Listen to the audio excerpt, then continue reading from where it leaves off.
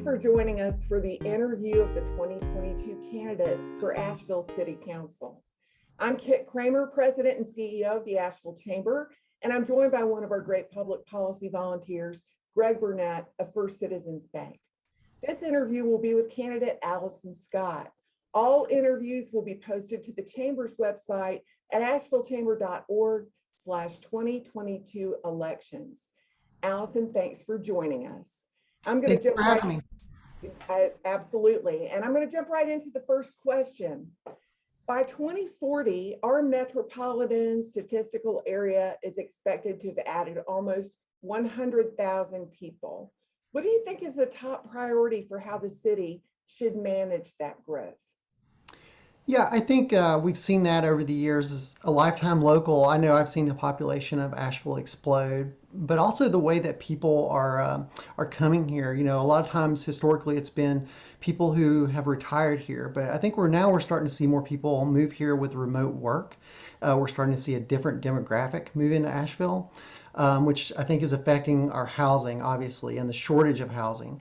So I think one of the biggest priorities of the city is to work on affordable housing, rezoning, getting denser areas, doing some infill zoning.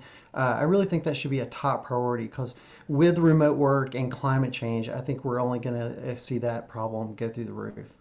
What role do you see economic development playing in dealing with growth?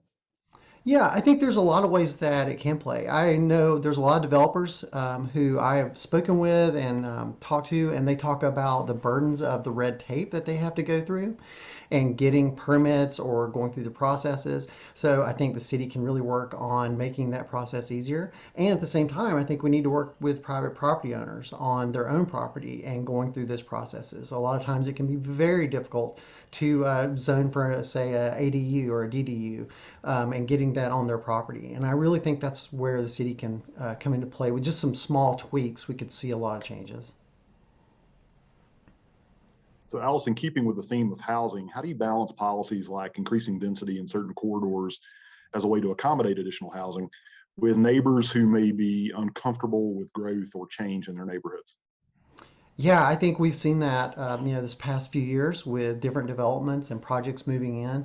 And I think a lot of it comes back to community building. Oftentimes I talk to people, they find out about it after something has already started or the process has already started.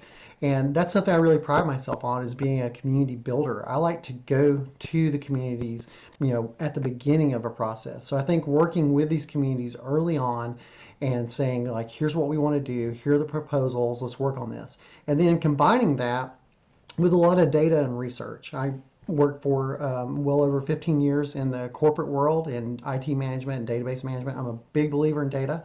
And I think just showing people that we can adapt and we can change our city for the better of all of us, and it will change, but it's going to change whether we want it to or not. So if we can get people to be part of that process and working with them and saying, yes, we're going to be denser and we're going to do these things, and here's how it's going to benefit all of us. I think that's how you get people on board instead of just coming in with a heavy hand and making it seem like they're not even part of the process. What do you think the role of the business community is in the city? I think the role of the business community really is to support the local infrastructure and working with residents. Because I think right now I'm seeing a lot of times where people are, a lot of residents are voicing, not all of them, but a lot are voicing that, tourism is ruining our town. Well, I've been here my whole life. We've always been a tourist town. And that's who we are. And nobody, I don't think, we can't wave a wand and make that go away, nor should we. So I think just trying to work a little bit better. I think there's just so much divisiveness in our community, and it's like we're pitting people against the business world, against tourism. We're pitting them against jobs and growth coming in. We're even pitting them against each other and neighbors. And I just really think the business community and all the communities just need to work together a little bit more and say, you know what, we're all going to have to give a little to get to where we want to go instead of this divisive way that we're going. Allison, in general, where do you get your information as to what's going on within our community?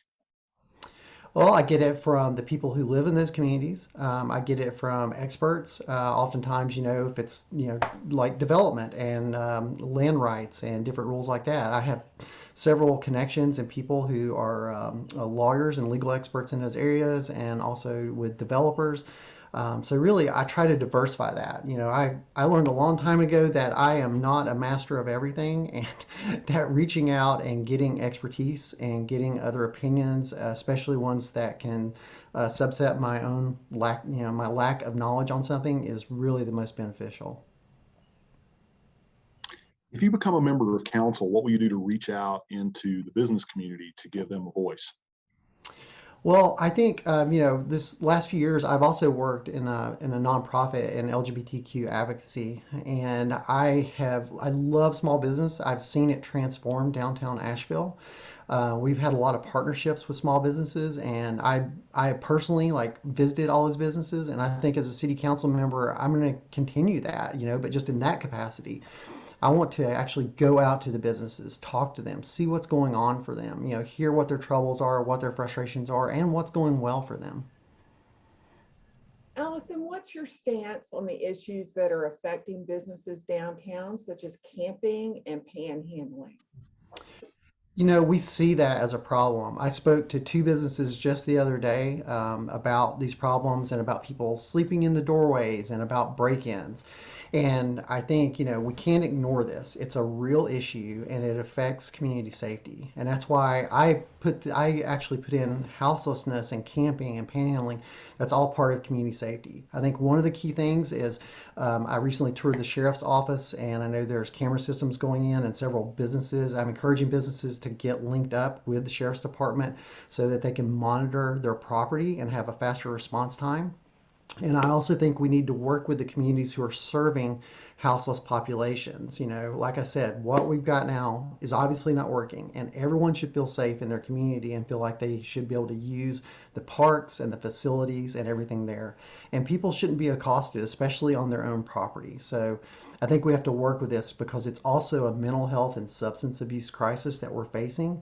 And I think that's where the lack of leadership shows up, and how Asheville City needs to step in. And instead of just giving out grants to different organizations, we need to have goals and metrics that hold all of this accountable so that we can see this progress. And if it's not meeting expectations, we'll know about it before we get to a year or two down the road. So, Allison, what do you consider to be the city council's role in maintaining public safety? I think again it goes back to setting the table. The city council cannot like set like day-to-day police policy or day-to-day policy in some of the city government. But what it does do is set direction, and it also builds those relationships. So I think city council is it's kind of like I'm gonna go southern here. You're setting the table, and you're bringing all those people together. And we have to have the police, we have to have the residents, we have to have business owners, we have to have houseless, people that represent the houseless communities. We have to represent all the people doing that. And that's where the city council needs to come in. And then, like I said before, is setting these clear goals and funding, these kind of initiatives. But it needs to be funding with a clear plan and clear metrics. The most recent version of the Bowen report says that we need more housing at every income level. How can city council promote more construction of housing? Yeah, I've seen several of those. I don't think any of us are shocked by those kind of reports. We all know how difficult housing is in Asheville and also in other cities.